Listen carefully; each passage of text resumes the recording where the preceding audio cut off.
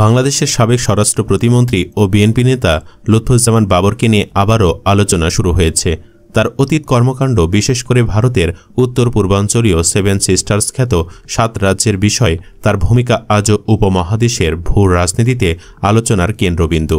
বাবরের বিরুদ্ধে সবচেয়ে বড় অভিযোগ হল ভারতের এসব রাজ্যে স্বাধীনতাকামীদের সহযোগিতার চেষ্টা। 2004 সালে 10 ট্রাক অস্ত্রের চালান ধরা পড়ার ঘটনায় বাবর সরাসরি জড়িত ছিলেন বলে অভিযোগ রয়েছে।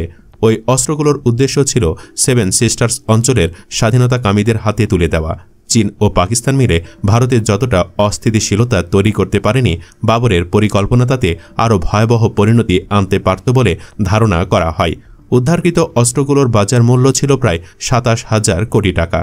বিশ্লেষকদের মতে এই অস্ত্র সরবরাহ সফল হলে ভারতের নিরাপত্তা চরম হুমকির মুখে পড়ত। লুৎফুজ্জামান বাবরের রাজনৈতিক উত্থান শুরু 1991 সালে নেত্রকোনা থেকে সংসদ সদস্য নির্বাচনের মধ্য দিয়ে। 2001 সালে বিএনপি জোট সরকারের ক্ষমতায় আসার পর তিনি স্বরাষ্ট্র প্রতিমন্ত্রী দায়িত্ব গ্রহণ করেন। ওই সময় ভারতের সঙ্গে বাংলাদেশের সম্পর্ক উত্তেজনাপূর্ণ হয়ে ওঠে। এর পেছনে বাবরের ভূমিকা বিশেষভাবে আলোচিত। 2010 সালে 10 ট্রাক অস্ত্র মামলায় বাবরকে মৃত্যুদণ্ড দেওয়া হয়। তবে সাম্প্রতিক রাজনৈতিক পরিস্থিতিতে তিনি কারাগার থেকে মুক্তি পেয়েছেন। সম্প্রতি ডক্টর মোহাম্মদ ইউনুস এক সাক্ষাৎকারে বাংলাদেশের অস্থিরতার প্রভাব ভারতের 7 সিস্টার্স অঞ্চলে পড়তে পারে বলে মন্তব্য করেন। তার এই মন্তব্যের পর বাবরের অতীত কর্মকাণ্ড নিয়ে সামাজিক যোগাযোগ মাধ্যমে নতুন করে আলোচনা শুরু হয়েছে।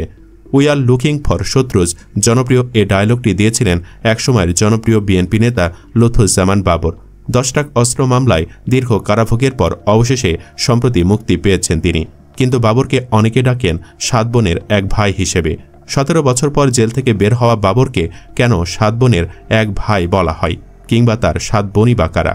দর্শক, 7 বোন কারা আপনি জানেন তো? জেনে থাকলে জানিয়ে দিন ভিডিওর কমেন্ট বক্সে।